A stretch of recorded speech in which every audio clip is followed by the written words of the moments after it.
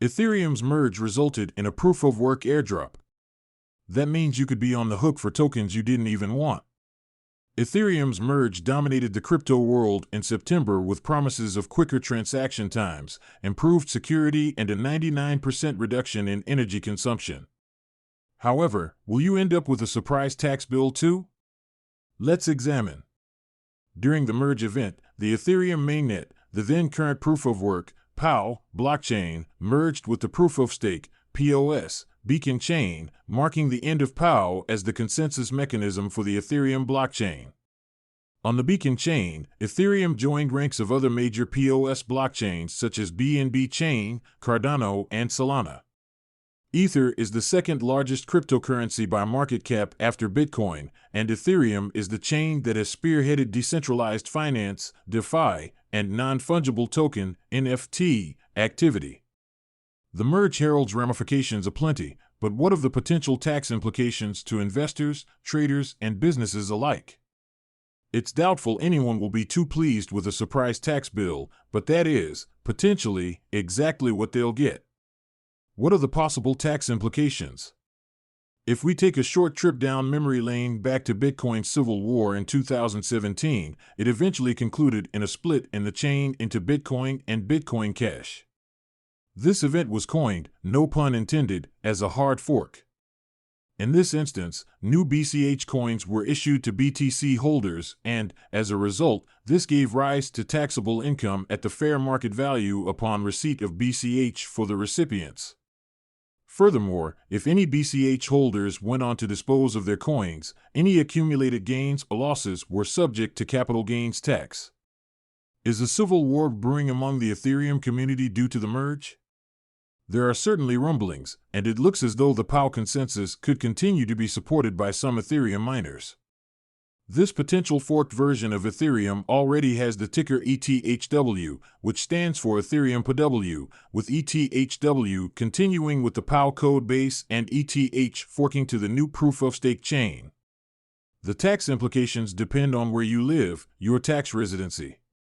In the United States, the Internal Revenue Service, IRS, has not issued any specific guidance on the merge per SE.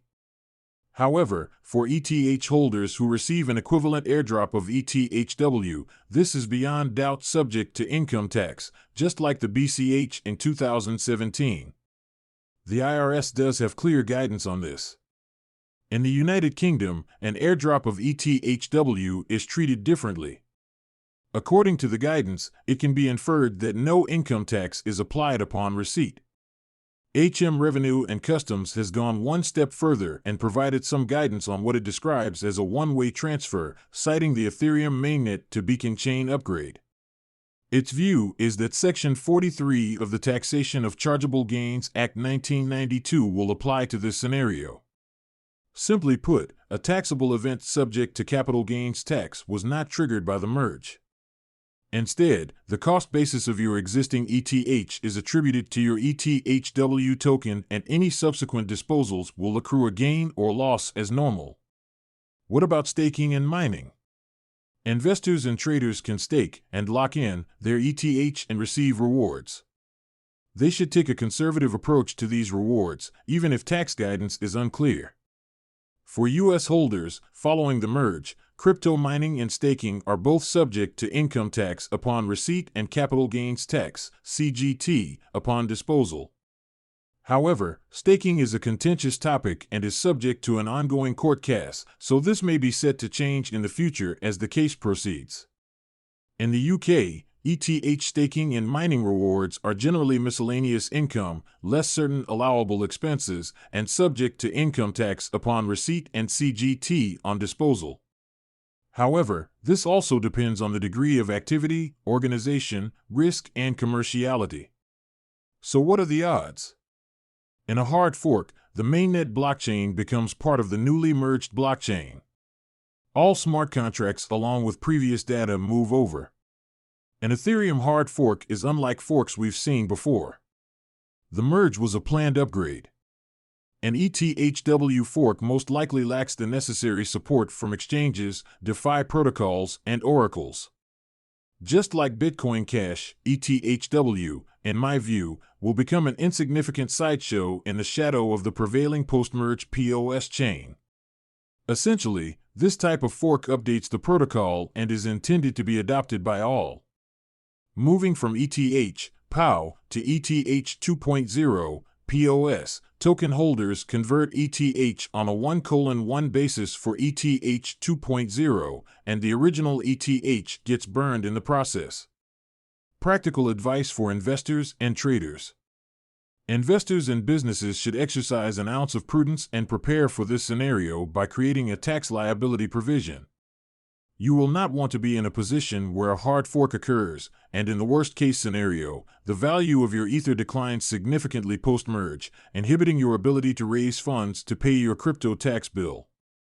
Remember, this can only be paid across to your tax agency in fiat currency. If ETHW proceeds do not become taxable, then it's a simple case of releasing the tax provision and redeploying those funds elsewhere, perhaps to buy more Ether. Tony Donjal serves as the head of tax strategy at Coinly and is its PR and brand ambassador. He is a qualified accountant and tax professional with more than 20 years of experience spanning across industries within FTSE 100 companies and public practice. This article is for general information purposes and is not intended to be and should not be taken as legal or investment advice. The views, thoughts, and opinions expressed here are the author's alone and do not necessarily reflect or represent the views and opinions of Cointelegraph.